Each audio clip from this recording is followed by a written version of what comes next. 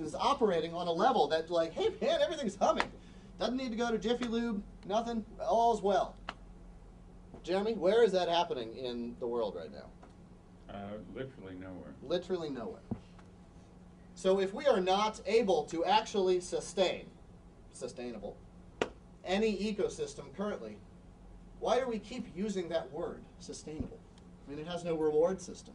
I mean, the very purpose of it, the very nature of it, the fundamental element is that we're maintaining the status quo. But as we've heard, the status quo is, hey everybody, we're screwed. That's not very good. And so if we begin to explore not only our behavior, but also the products that we use and the relationship that through the products we begin to create with each other, with our communities, and with our natural world, then we begin to participate in what's more of a restorative relationship.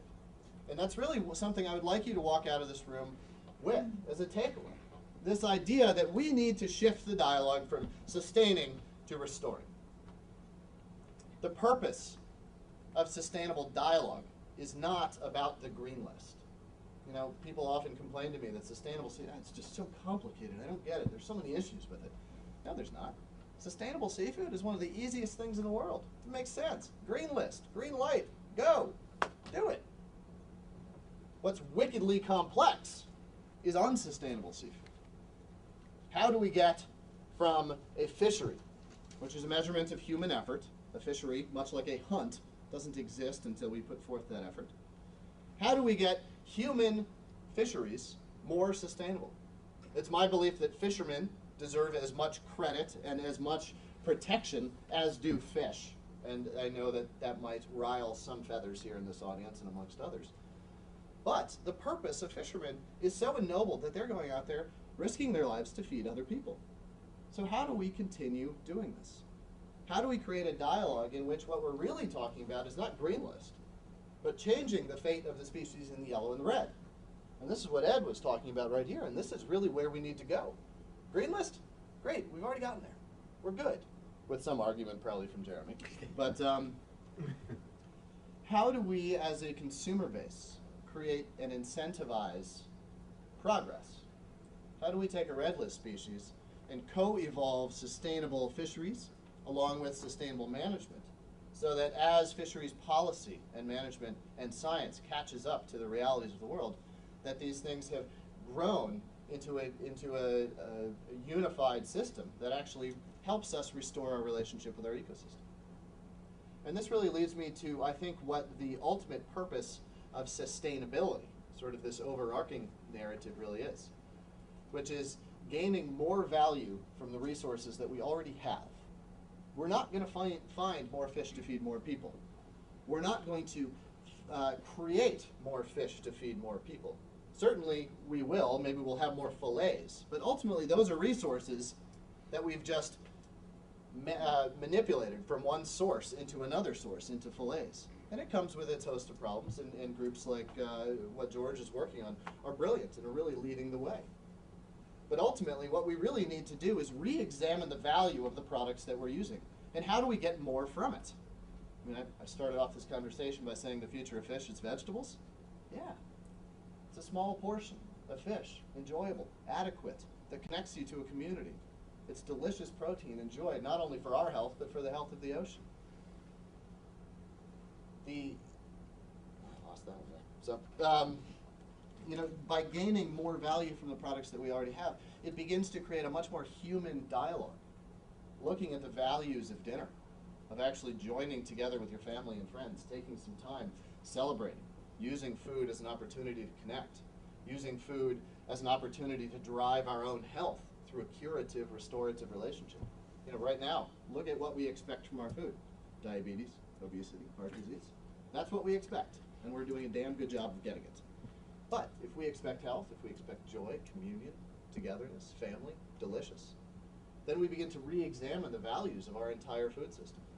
And I'd like to just end on a really great example of this. There's a wonderful woman named Patricia Malouf who works out of Peru. She's one of the preeminent bioscientists, wonderful woman, just friendly beyond belief and just a visionary soul, wonderful presence. And here it is, the Peruvian anchovy, the anchoveta, the world's largest single species fishery. 40 million metric tons or something a year. I mean, it's just enormous. And the Peruvians, in Peru, hungry, starved, poverty-stricken nation, don't eat anchovies because there's a cultural taboo against them. And so all of these anchovies get taken out of the ocean, the greatest single fishery in the world, get taken out of the ocean and fed to pigs, get fed to chicken. They're in the lipstick that you're wearing right now. They're in the paint on the walls. They're in the adhesive in our carpet. Now, I don't know about you, but I've never seen a pig go fishing. And I don't understand why, with all our technology and capacity, we need to take anchovies and turn them into paint. So Patricia has this wonderful program where she's getting all these chefs, led by a guy named Gaston Acurio, who has a couple of restaurants here in the States, as well as numbers all over the world, who's really attacking this taboo. He's saying, why are we taking these anchovies and feeding them to pigs? Why don't we feed them to humans? Duh. It sounds like a pretty good idea, right? I mean, I love anchovies. They taste great. No toxicity, no methylmercury, no dioxins, no PCBs. Omega-3s, I think they have about 1,700 milligrams per serving for 3.5 ounces. The daily recommended dose is 250 milligrams. By the way, they come in a can, and they're delicious. Tuesday night, you need dinner? Great. Pop open a bag of Earthbound Farms organic greens, some anchovies, a little bit of lemon and olive oil. You've got a great dinner. And this whole thing about good food not being available, this is an elitist proposition. Anchovies, canned pink salmon, sardines are sold in every 7-Eleven, corner bodega in Harlem, and Walmart all over America. This is reality. This is food. This is a way to not only restore our relationship with our health, with our communities, with our families, but also a way to really participate in the health of the oceans. And so that's what I kind of wanted to talk about with the ascension here of various ideas, that really the takeaway here and really the purpose of what all of these dialogues are about is about humans banding together and figuring out how to restore our ecosystems. Thanks.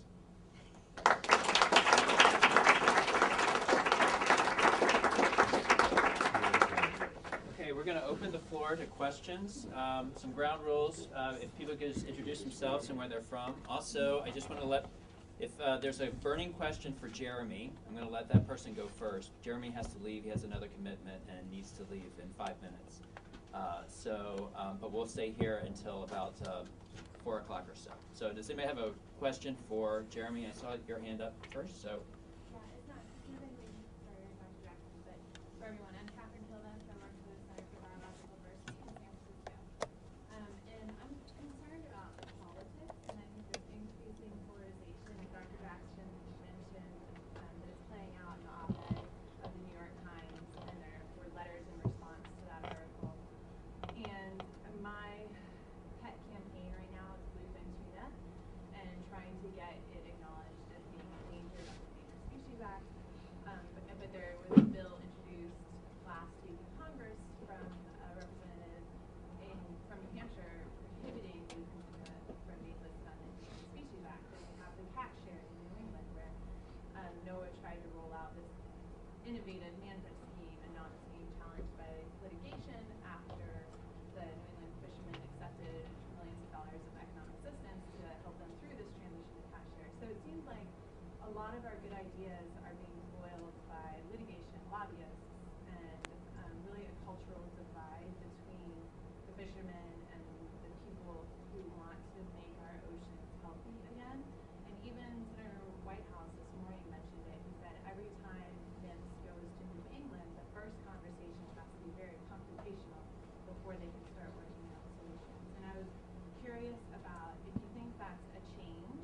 Is it becoming a worse problem? How big is it of a hurdle? And what can we do to start healing those wounds, like before the fish, are not recoverable? Wow. Okay. So I'm trying to. You said a lot of things. First of all, the conflict between Ray Hilborn and Daniel Pauly, basically the Washington School of Fisheries and the School of Fisheries at University of British Columbia, is not a battle that involves fishermen. It's a battle between two schools of scientific thought. Okay. And the way I like to think about it is that Ray, who, by the way, is quite a brilliant fisheries population biologist, represents the traditional school of fisheries science, which is dedicated to the idea that, we can fish at some level that we'd like to think is sustainable, and that we proceed and do that. And Daniel Pauly comes from the school that says, yeah, but, you know, we never do it, and you're complicit in the failure of fishery after fishery after fishery, and they don't like each other. I mean, and so what you're reading in the New York Times is a playing out of a controversy between two scientific schools. The other issue of New England Fisheries Council confrontations and all the rest of it, that will continue as long as people don't listen to Barton, in a way. I mean, you know, these are political issues that you're describing. You have a political figure in New Hampshire who wants to prevent a particular species being put in the endangered species list. That person's going to say what he's going to say, do what he's going to do, or she, whoever it is, until that person gets unelected, or until the people of New Hampshire express their displeasure about that.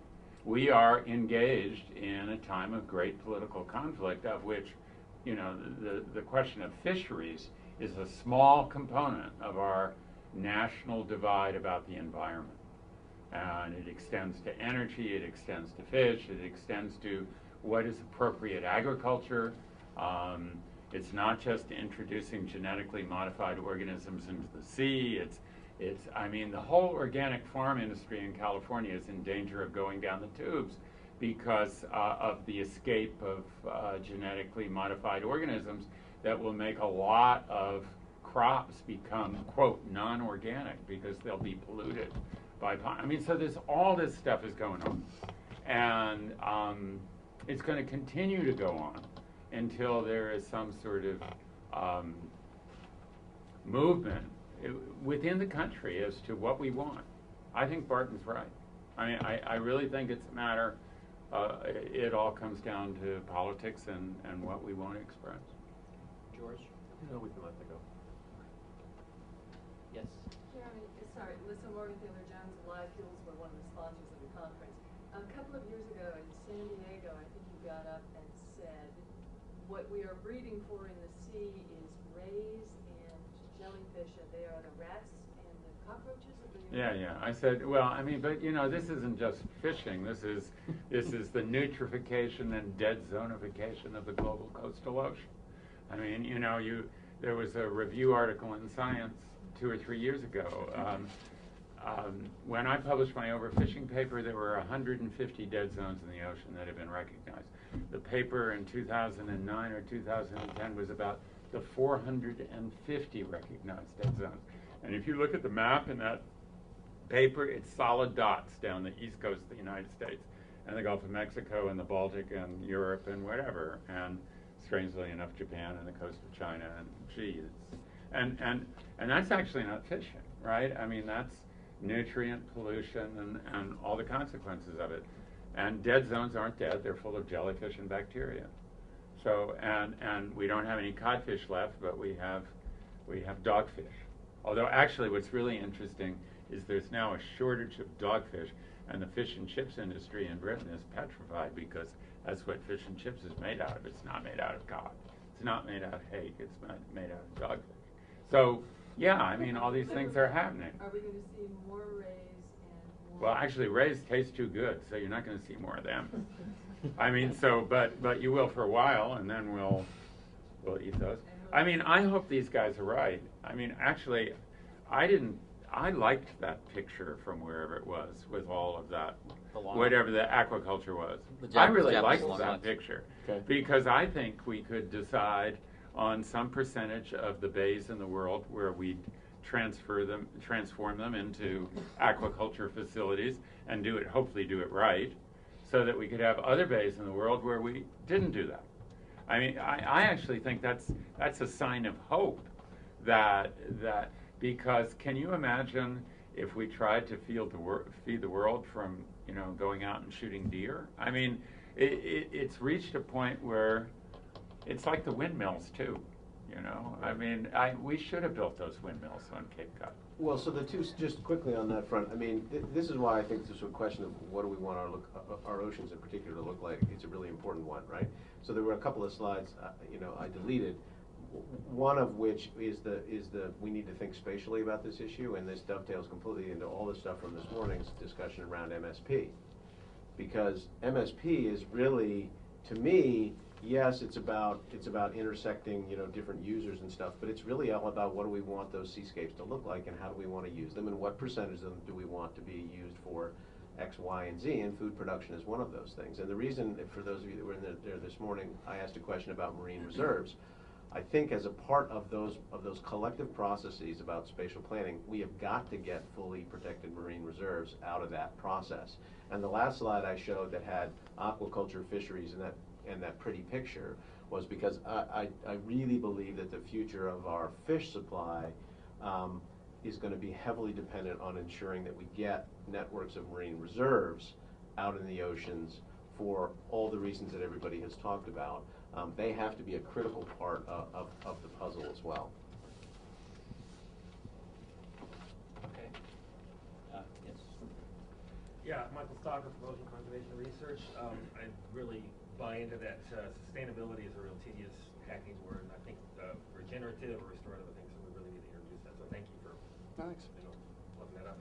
But in terms of certified fish, you said 7% of the fish in the States consumed here is MSC certified. You did, yeah. 7% of the fisheries are. Fisheries. Okay. Fisheries. But, you know, I mean, Yeah. if we look at the lumber model, like red certification, something like 60% of all lumber that's sold in the world is either counterfeit, certified, or poached. And that's a terrestrial-based source, but you can track a pedigree. I mean, what are we going to do in the ocean? We do a pretty good. You know, I'm a co-signee on a letter and published in Nature attacking the Marine Stewardship Council for sort of losing its soul. But a lot of the fisheries they certified in the beginning are terrific to be certified fisheries, and they're very trackable because they're local or whatever, you know. I mean, where that issue, like the lumber, comes in, I couldn't believe it. When MSC certified some Chilean sea bass and not other Chilean sea bass, that was an open invitation to piracy. I mean, there's just no way, unless you've got 100 Steve Palumbis genetically sequencing the Chilean sea bass that's brought into market, and he could do it. He could tell you what stock it came from, right? But we're not going to do that. And so that was just stupid. But when they started out, I loved the MSC when they started out because they were certifying things that you could keep track of, and I think it did a lot of good. And now, of course, unfortunately, those tend to be smaller, more artisanal operations. And as soon as you go open ocean, then the rules of the game do change dramatically. But I don't think that says certification is bad. It just says that one size does not fit all. What I would love to see, my big gripe is, you know, he's the aquaculture program. I mean, I believe that the only way we're going to eat a lot of seafood is going to be through aquaculture, hopefully of things like mollusks that, you know, even clean the water and don't require trash fish to feed them. And I was just in Victoria, British Columbia, where I violated your principles, and I ate about 24 oysters a day because they tasted so good, and I don't get them very often. The only thing I recommend overconsumption of. And you know, that's all aquaculture. You know exactly where they come from because it's like the certification of a French wine. I mean, you know, if it's called Malbec something or other, it comes, well, that's wine, but you know, it comes, no, it's an oyster. It comes from here. It doesn't come from there. And so, and that's part of the marketing. And so, and it actually brings a premium price. So, I mean, there are possibilities with that. It's not going to work for fish sticks, but. Jeremy, if I can pick up on that, I'm sorry. Jeremy, take care. Oh, thanks. tell Nancy I say hello. Someone else. Excuse me. Sorry. Thank you.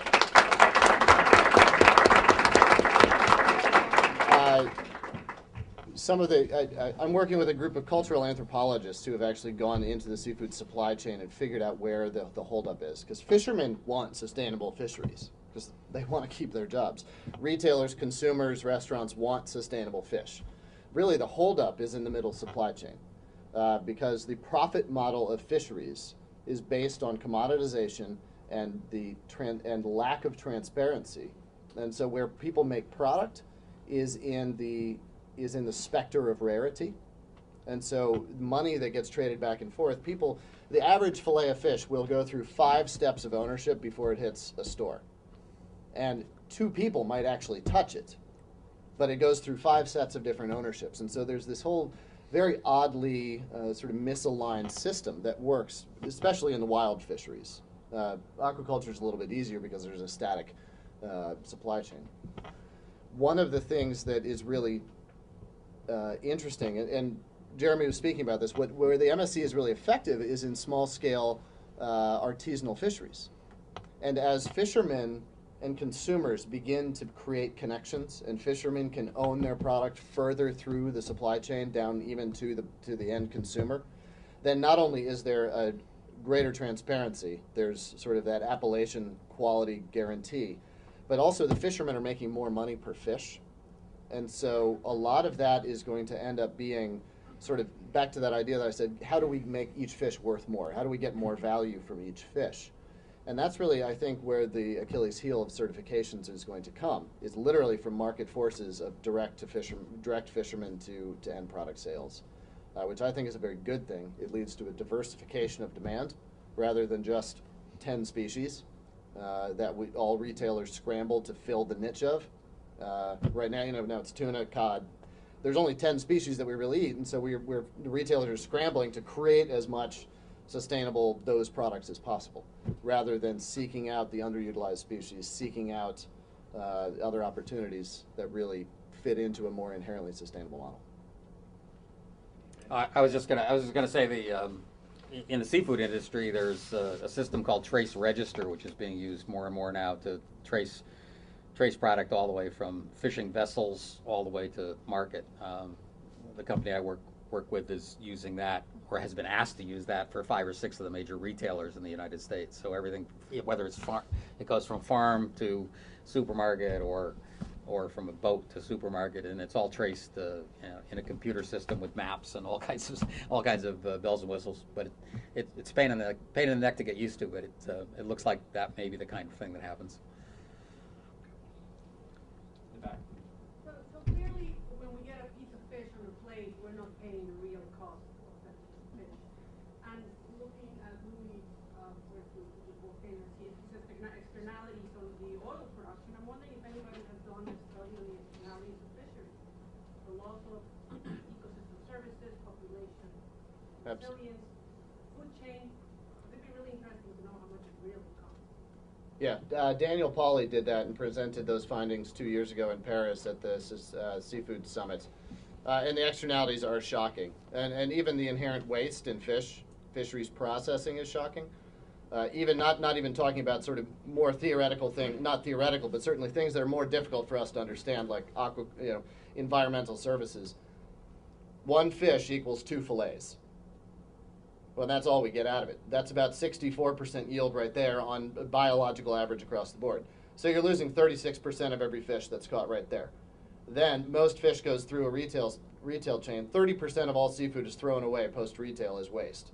So there's another 30% wasted of that 64%. So by the time you actually get down to it, if we take 10 fish out of the ocean, we actually only end up eating 5 of them. But the marine and the bioproductivity that it takes to create fish guts and heads and bones and eyes and all that is just the same as it takes to create fillet.